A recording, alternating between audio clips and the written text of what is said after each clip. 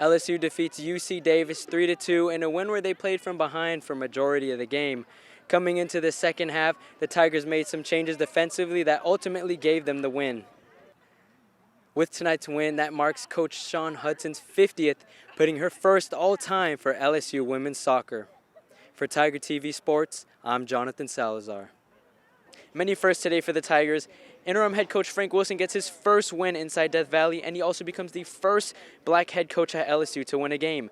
Michael Van Buren also gets his first SEC start win with some help on the defensive side of the ball by game wreckers Harold Perkins and Mansour Delane.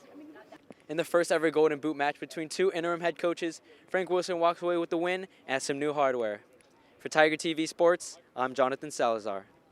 In Coach Frank Wilson's head coaching debut, they dropped to Alabama, and the Tigers looked exactly like a team that just went through a major coaching change with drops and offensive penalties at the line of scrimmage. And head coach Frank Wilson's first big move was to put in backup quarterback Michael Van Buren. This Tiger defense held strong despite missing one of their core players in Whit Weeks. And when Whit Weeks is off the field, the Tigers give up around 36 points per game. Luckily today, they limited a potent Alabama offense to only 20 points. For Tiger TV Sports, I'm Jonathan Salazar. The #1 ranked LSU Tigers flexed their muscles today in a 12-5 win over Missouri, led behind the strong arm of Cade Anderson. Against Missouri, Cade Anderson tied his career high with 11 strikeouts and set a new career high with 6.1 innings pitched. And Coach Johnson is loving what he's seeing from his sophomore pitcher. He's put together or stacked together a lot of really good starts.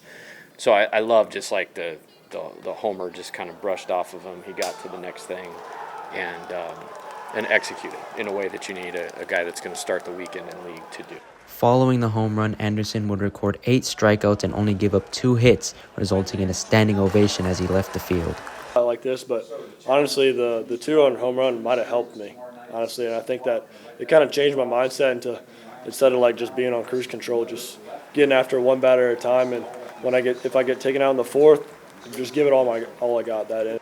Another young star in the win versus Missouri was freshman Derek Curiel, who finished the game with 3 RBIs. Some guys are born to play baseball and born to line up the barrel with the baseball, and he's one of those guys. In the win, LSU punished Missouri for their costly mistakes. There's going to be some mistakes, and I think good teams have an ability to just kind of say, keep giving them to us, and then take advantage of them. Against a championship caliber team like LSU, you can't make those kind of mistakes like Missouri did tonight. For Tiger TV Sports, I'm Jonathan Salazar.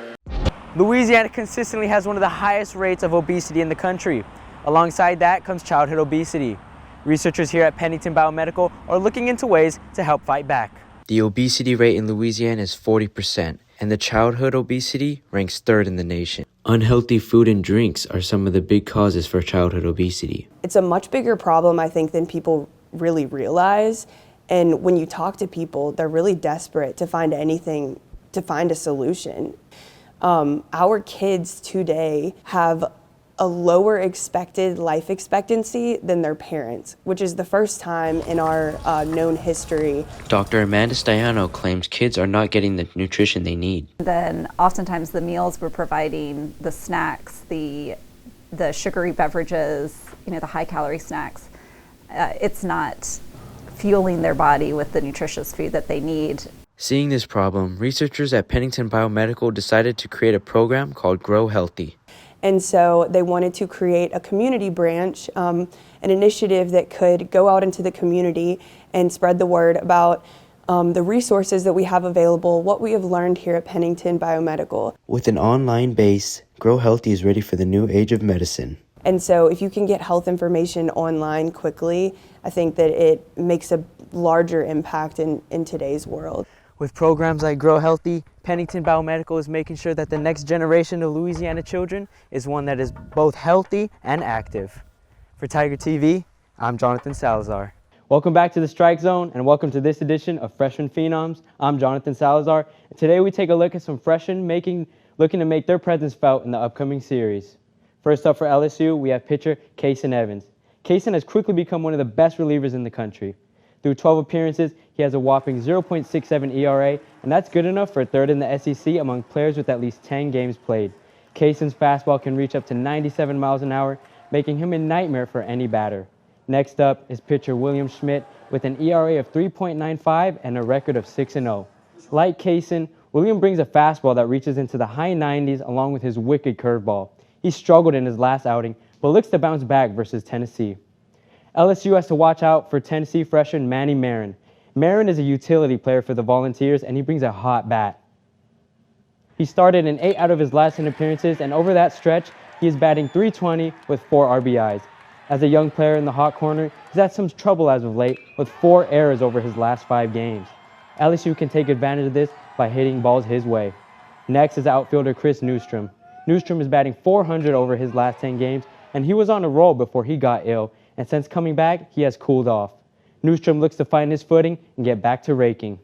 In a heavyweight matchup between LSU and Tennessee, these freshmen look to make their presence felt in the mound and in the batter's box.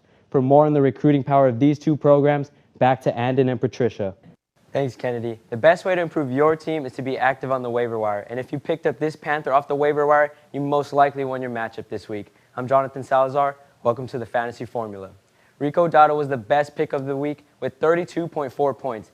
Dowdle filled in for an injured Chuba Hubbard, and now it looks like a nightmare for all Chuba owners. In 4 games, Chuba has 217 yards. In just 1 game, Dowdle ran for 206 yards. Chuba is nursing a calf injury, which now seems like one of the worst injuries to deal with. Expect Dowdle to keep producing with Hubbard out. Next, Emeka Egbuka. Egbuka continues his monster rookie season with a monster 31.3 points. This was Egbuka's 2nd straight game with at least 100 receiving yards, and he now has 5 touchdowns in 5 games. The Buccaneers are in good hands with Egbuka as Mike Evans is on his way out and Chris Godwin comes back from a brutal injury.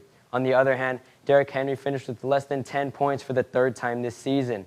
Henry has not gotten close to his Week 1 total of 29 points, and now with Lamar Jackson potentially missing multiple weeks, the Ravens' offense become one-dimensional, which will hurt Henry's rushing ability. Someone I'm not worried about is James Cook. Cook finished with just 4.9 points, and why am I not worried about Cook? Well, the Patriots allow the 5th fewest rushing yards per game, and this was Cook's first game under 100 yards from scrimmage since last season. Cook gets Atlanta next week, who allows the 16th most rushing yards. Expect Cook to bounce back easily.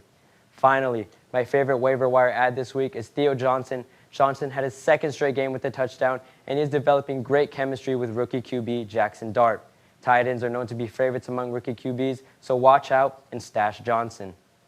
The newest injury to watch is Amarin Hampton, who lands on the IR with an ankle injury, so be on the lookout for that waiver wire so you can replace him. After the break, we meet the former LSU golfer who has made a huge jump in a professional golfing career. Thanks, Gia. Everyone quickly took to all social medias to express their thoughts on Brian Kelly's firings.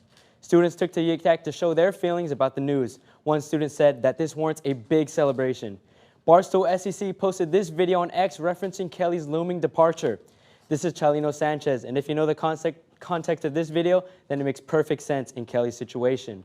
At College Football on X posted this, showing how Kelly now gets to spend his leisure time on vacation with recently fired Florida coach Billy Napier. And it wasn't just LSU fans taking to social media with their reactions.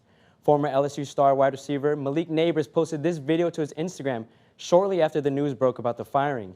From this, it looks like Neighbors is telling Kelly to kick rocks.